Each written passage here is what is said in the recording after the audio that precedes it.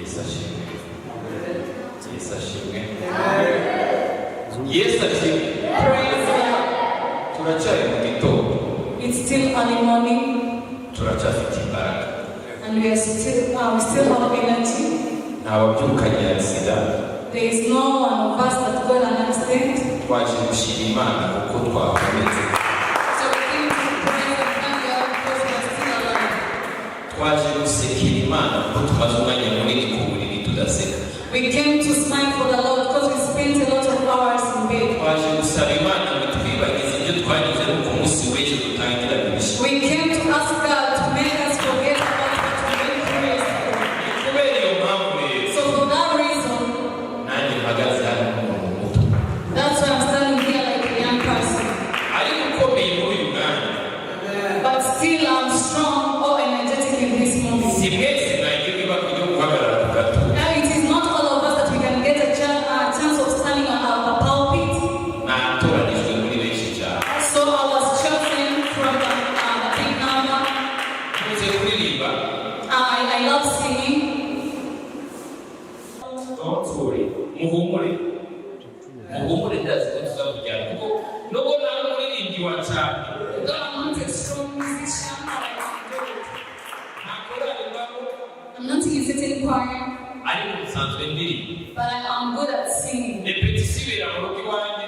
I practice from my home Iyo ndi kuririmbira umufasha wawe. when I'm singing for my wife. Abatakoze ni abakurikiye abasimu. So they need to request my wife to start singing.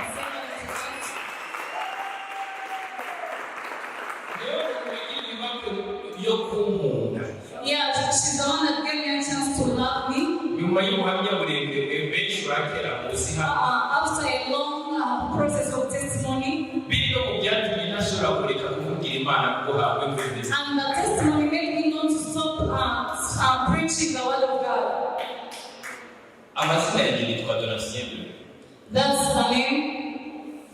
Nanjye nkorera Imana, umwana w'Imana. I'm a child of God and I work for the God. Turatangira ijambo ry'Imana dusanga mu itangiriro ibice bitandatu. So let us get our Bibles and read the word of God from Genesis. Ntabwo tuhasoma kuko twese dusanzwe tuhasoma. Ni ibice bitandatu ku murongo wa gatanu kugeza ku wa munani. Let us read in Genesis chapter 6 verse 5 to 8. Hari umuntu apidi yasoma ajya. Do we have someone who's already there? Chapter? Itangiriro gatandatu gatanu kugeza ku munani. Genesis chapter 6 verse 5 to 8. Itangiriro gatandatu gatanu kugeza. Genesis chapter 6 verse 5 to 8. Nayisomera. Kandi Uwiteka abona yuko ingeso z'abantu zari mbi cyane n'isi, kandi ko kwibwira kose imitima yabo itekereza ari kubi gusa iteka ryose. Uwiteka yicuza yuko yaremye abantu mw'isi bimutera agahinda mu mutima.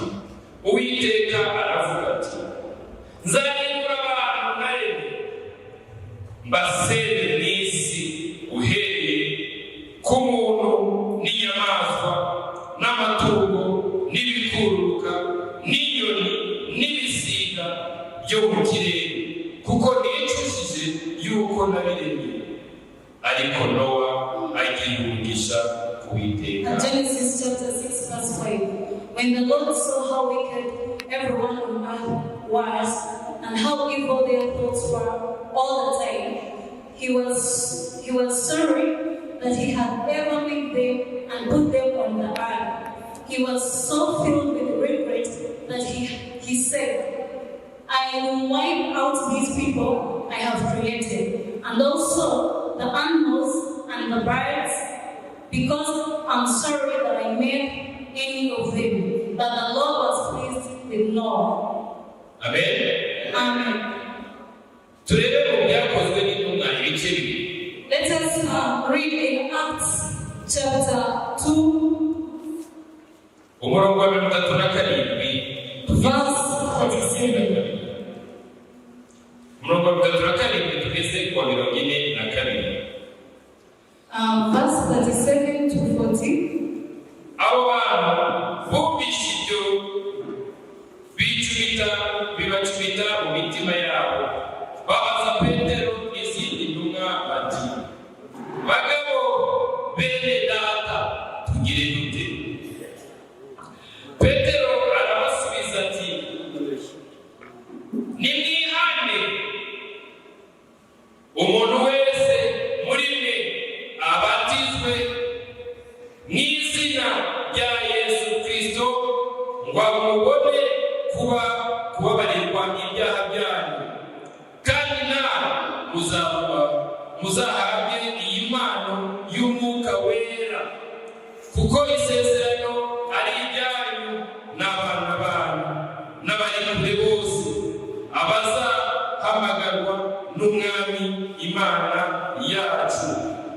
Umurongo 20, nuko akomeza kubahamiriza n'andi magambo menshi, arabahugura ati, mwikize ab'iki gihe biyobagiza nuko abemeye amagambo ye barabatizwa, abongewe ku basanzwe kuri uwo munsi baba nk'ibihumbi 3.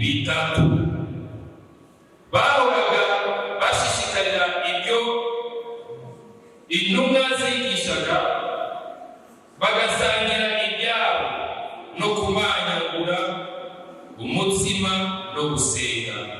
Ijambo ry'Imana. Ibice bibiri. Acts chapter 2 verse 37 to 42. Amen. Amen. Nshuti bavandimwe muri Kristo umwami wacu, brothers and sisters in the Lord, aya magambo ntari gukinishwa. We cannot joke around with these ones. Iri jambo ry'Imana twavutse ririho, we were born with this one that is right here, and still exists. Kandi uzapfa wisige, still you will die and leave the world of God. Ariko ntituzaba barakuye mw'iri jambo, anything you will get from this world kizatuma wambuka bariyeri ikomeye to make you go through a lot of challenges. Igihe kimwe tuzambuka uyu mubiri, and one day we shall leave this fresh. Uzataha tuze kurira umubiri wawe. You will die and then we shall come crying for your body. Aho uzakubwira ntituzamenya hariho, we shall not tell where you will be, bitazatubuza kurira, but still it cannot stop us from crying. Tuzaba turizwa n'iki? Question mark. Why do we cry when people die? Umwese yibaza, jewe donasiye birori, nimbona runaka avuye mu mubiri agataha, zarizwa n'iki kintu? Why is it that me, like when I see someone dying, so let us give some remarks for people to remember us.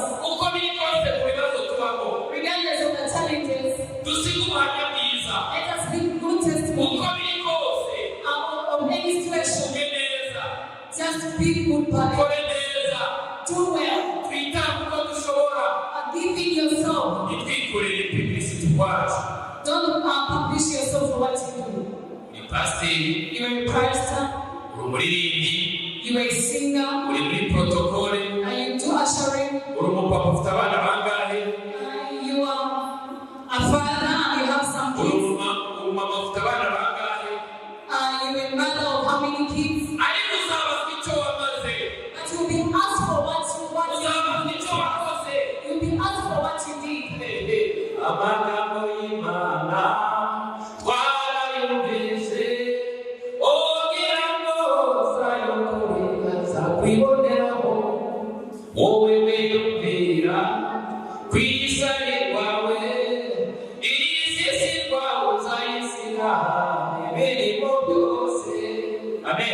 Amen. So the ones we get here every time, and these ones will lead me on that way, and the ones who judge me.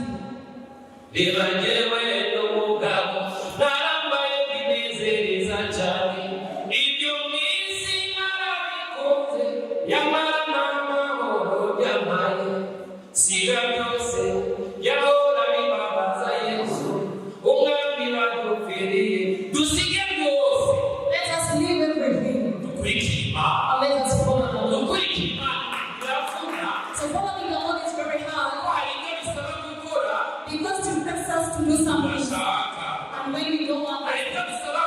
are things that we have to say that we cannot say. And this one of God wants us to leave some things. And they want us to leave some things. So the world we are in, it is changing at highest rate. The Bible tells us that in the last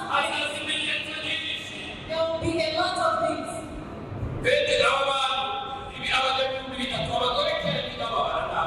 So they were not women and children, they were not about anymore.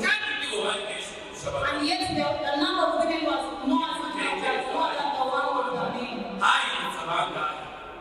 So how many was changed? There were very many.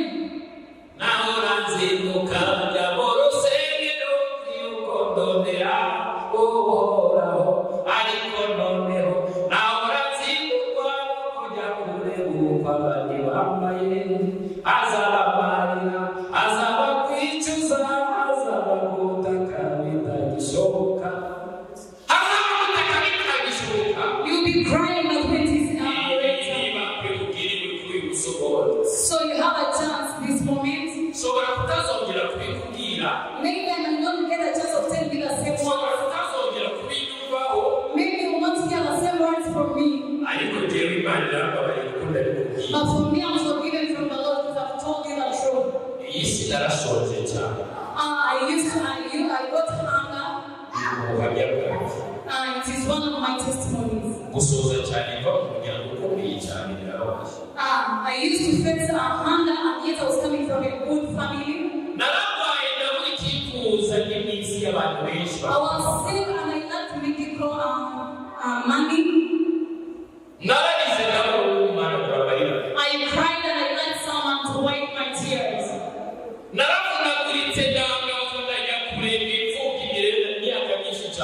I went very far from people and I became an orphan for a long period of time.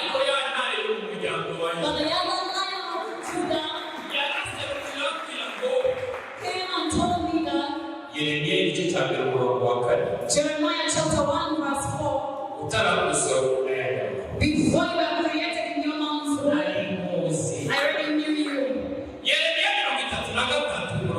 And Jeremiah chapter 33 verse 9, that call me, I'll show up to you. And I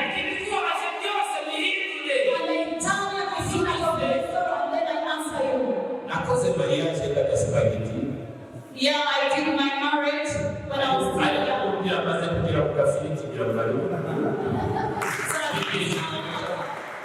Added some weight and all comes to my wife. I remember that day when I did my marriage ceremony. There are things that I could not even give to my ears because I had brought a lot of hearts. So the pastor that engaged us in the church,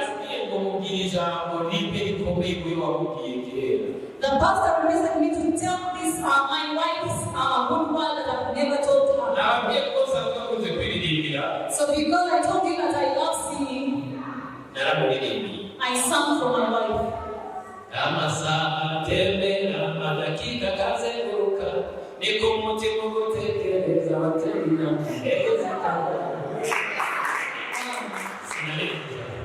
I need to go beyond that. The parents, her parents cried. They thought of the way I looked, I couldn't. But always show that you have deep in your heart when still. Show what you can do when still ready. Those who die, they'll never see that which you see. Still you can die one day. Just now, but now this moment, change your plans. Change your plans. Brothers and sisters in the Lord, this is the right time. Why can someone run away? Abraham and Lot, they were one from community. But it did stop something to happen between themselves and yet their followers. So even you with your parents, you can depart from each other and take different routes. So your parents will be glorified for how they uplifted you. But still you also be asked what you did and what things you did for your parents. They'll be asked if they did show you the way to salvation. But you will also be asked what you did during your salvation time. So let people laugh and smile when it's still early or it's still half at that time.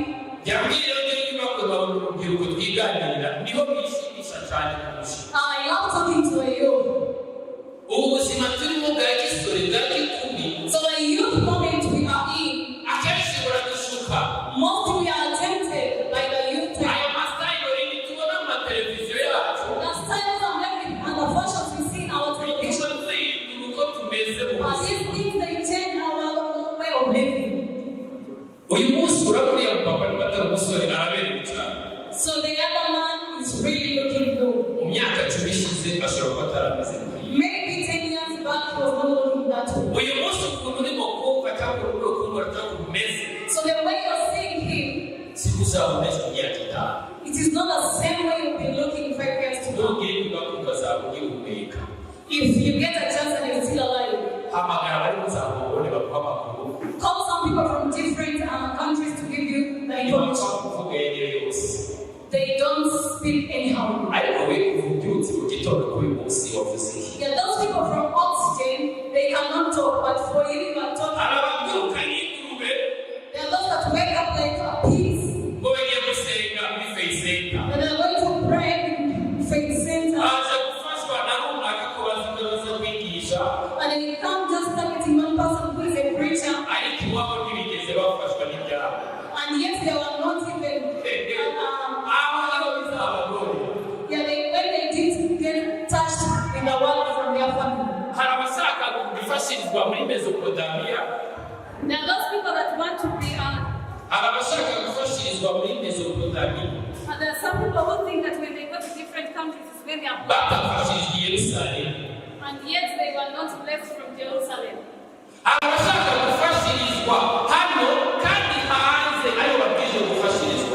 So there are some people who want to be blessed in the church and yet they have to be a good example when they're outside. So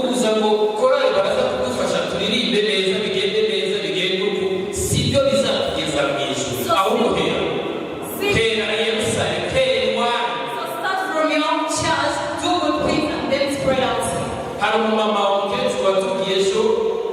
There is someone who gave us a testimony that my daughter brought salvation in our family. So I'm going to testify for that before everyone. So for you, what is your testimony with your parents? Those people that you work with, which testimonies do they have about you? As I began telling you that you have to live the good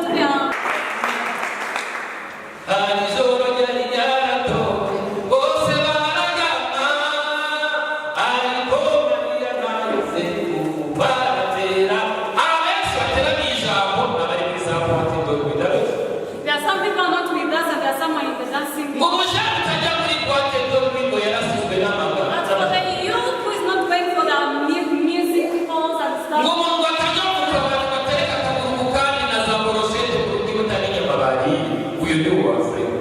That someone who cannot wait the bar and eat and drink is not updated. So please run away so that you cannot die.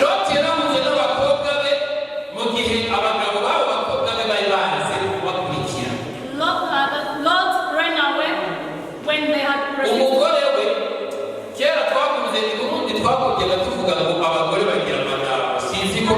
in Burundi we used to say that women are fond of being with a lot of wives.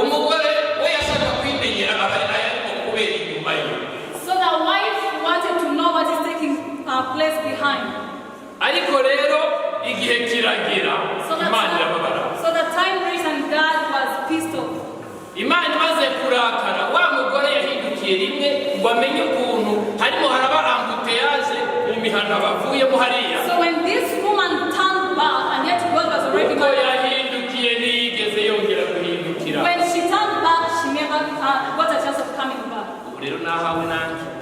So it is now me and you. Yewe nawe duhagaze. How are we in our salvation? Dusigaje iki? What are we remaining with? Umwanya wawe ugiye kurangira. Because you're almost out of time. Umwanya wawe urarangiye. Your time is over. Ejo sahawe. Tomorrow is not yours. Ahubwo tegura ejo hawe. But just plan for tomorrow. Tuzaze gushinga icyo kibiribiri cyacu. So that when we come for your burial ceremony, ahubwo mutaza kuzuza amarira kuza gutanga ubuhamya bw'ibyakozwe na runaka. if you do good things, people don't come to cry, but they just come to praise and plant the testimonies you left. Bavuge ngo Ingabire Lydia And they say that in Ingabire Lydia, hari ikintu yakoze mu mihana cyiza. there is something she did that is great. Aho yakoreye hari abantu asanzwe akora iby'ubudozi ni umuhanga ndamwemera. He's a good tailor. Kimwe urahakorera yasize ubuhamya bwiza. That where she was working from in Chibihula, she left. Mu rugo iwanjye hari ubuhamya bwiza. In my home, I have good testimony. Yaribagije agahinda nagize kuva mu bwana bwanjye. Because she made me forget about my sorrow since my childhood. Anyibagiza agahinda nagize nabo navuze amazina bankoreye nabi. And she made me forget about the sorrow people did for me. Ubu ndagera mu rugo nanjye ngaseka nk'abandi I bagabo. also reached my home and I smiled like other. Kurongora ntibisaba amamiliyoni bisaba ubushake. Getting married doesn't request for millions, but it's just for. Ntayo nari mfite kandi n'ubu ntayo mfite ariko meze. I never had money and it seems like I have money, but Ariko dusaba Imana idufashe gufunga buri kimwe cyose kidusa. But let us request God to make us run away from the temptations. Nta bukene turimwo kuko bukenye gute kandi uhumeka ufite We Imana. are not having poverty because we are still breathing. Imana iravuga ngo n'ubu ubwenge nzakureka. And God tells us that when you lack wisdom, I'll leave you. Murambabazwa cyane niyo twingingirwa gutanga kandi dufite ubwenge. I'm always surprised when people request us to give in. Mu magambo make ntibyari itegeko cyane kuko Bibiliya ibitwibutsa buri munsi. In other words, it shouldn't be like a command because the Bible tells us to. Ariko duhunge kamere ya kera. So let us leave the Old Testament thing. Aho duhagaze tumenye ko igikenewe umwanya n'uyu ndafashijwe ndaje ndakoze. Let me know that when I feel the word of God and feel Ntabwo uzabuhaye the yewe ntabwo uzabuhaye imicombero uzabuhaye aposto uzakurikije. you cannot be giving the apostle or the pastor or the one preaching to be just giving to the Lord. Ntabwo navuga byinshi cyane I cannot say a lot. ariko igikenewe ni kimwe cyane. The only thing that is needed now Duhunge is tudapfa. let us run away so that we don't die. Wa mugabo we wa mama we wa musore wa nkumi we You are the woman, the man, the youth that is. sinasoza ntakubwiye ngo twihane. I cannot conclude by not telling you that let us confess. Ndabizi ko wihanye ugenda na Bibiliya You move around with the Bible, ariko iyi ni publicity. but this is just publishing. Iyi ni publicity This is just like an advert. ariko ibyo usoma bikumarira iki mu buzima. But what you read from the Bible, what is its use? Kuza ngafashwa nkarira nuko mutarambona rigezaga narize n'inyuma ya kamera nimubona. There is when I get the Holy Spirit and Ariko buri cry. wese agira ikimufasha. But everyone you get that Holy Spirit in different. Ariko twihane buri munsi. Now let us repent every day. Ingo nyinshi zirimo gusambuka kubera kutamenya. A lot of homes they are getting destroyed. Umugore akica umugabo we, You find a wife killing the man. umugabo akica umugore we. You find a man killing the woman. Abana asigaye ari indaya, And you find that our kids are prostitutes. aba homosexual sinzi n'abagore mu Kinyarwanda basigaye ari umurenge. Abatinganyi You find that we have children who are doing homosexuality or lesbianism. Loti mu bintu yahanuriwe guhunga. So for what the prophecy about Lot, Bino bintu byari byuzuye yaracumbitse. those things were in his area.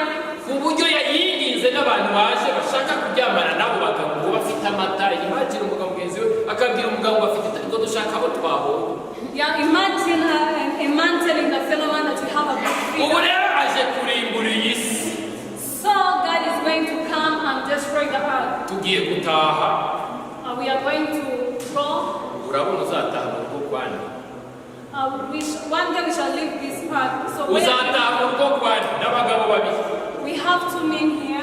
kandi bose barakomeye They are all strong. ariko hari ukomeye kuruta abandi But bose the one who is stronger than the other niwe yampaye kuza guhagarara imbere yawe is the one that gave me uyu munsi turi hano uyu mugabo wa kabiri nawe Today we are here, but this second man still afite agahinda is having deep sorrow.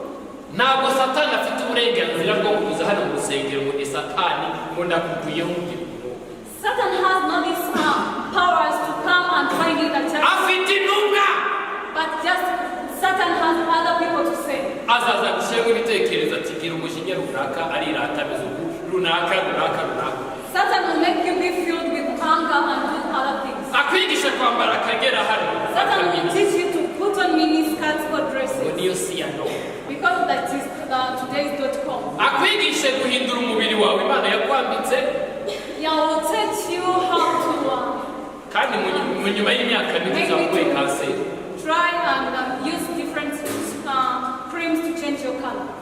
duhinduke duhuge hakibona So let us run away and change when we still have time. babyeyi banjye beza cyane So my beloved parents, bavandimwe banjye muri kristo yesu my brethren in the Lord, umufasha wanjye mwiza nahawe n'imana and my wonderful wife, duhinduke hakibona let us change when we still have time. duhinduke na papa wawe umusengere buri wese umusengere duhinduke Please stand and pray for everyone, your dad and your every other person. ushobora kutazagaruka kukwibutsa ibikurikira I might not come back to remind you about ariko others, duhinduke but shaka let us change. tuve muri studio dufatiramo amafoto Let us leave the studio where we get pics from, dufate direction and let us get the right direction. uwukunga ntakebuka The one who is running away cannot turn back.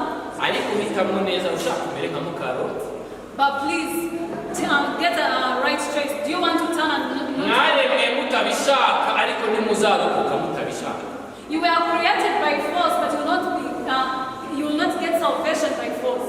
uyu munsi waje wenyine abandi babasize bajyanye abandi babasize Today you came alone, you left other people sleeping or doing other stuff. urabona uzasubiza iki ya ntare y'umuryango wa yuda So what do you think you reply to the Lion of Judah? wakijijwe wenyine ubundi acyari kwirigara ngo warashishijwe mu buhe You got salvation alone and you couldn't even change any other person from your family or your friend. kubwiriza nabwo rwogaragara ni mumufashe turinde igitero kimwe The choir members or the worshipers, you're going to help me sing one stanza of this. dore bugiye kwira The other one bugiye kwaka is going to shine. iyo mana uzayivuganira ryari utayivuganira When will you spread the gospel? When you wawe mwiza ntazajyama muri serike bagushimye You will not be with your partner when you die. wari ufite amafaranga menshi ariko imva yawe ni metero ebyiri kuri ebyiri Maybe you have been with much money, but still they will just consider a small piece to bury. kositime nziza What in life they will just give it to you that same day. ibyo utagezeho byinshi ugihumeka batanagusuye bazaza kugushima Those people that miss coming to visit you, they will come to bury you. ni iki gikenewe gusenga imana So what is necessary for you to pray? What is the request? dore bugiye kwira aho umuntu atabasha gukora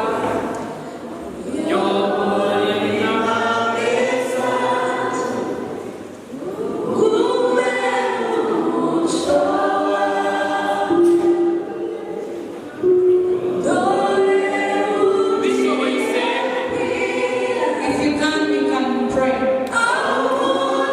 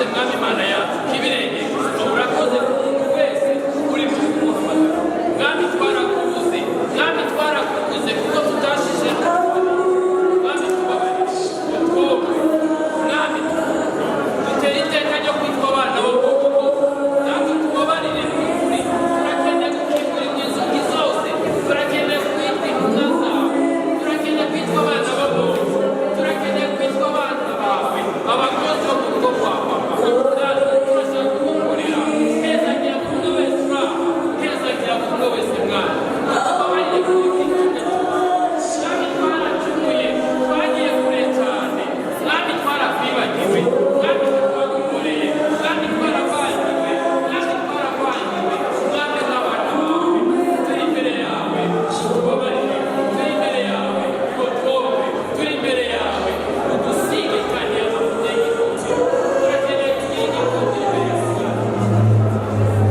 mwami tubishimye tukaba tubisenze mbere Hallelujah. We thank God for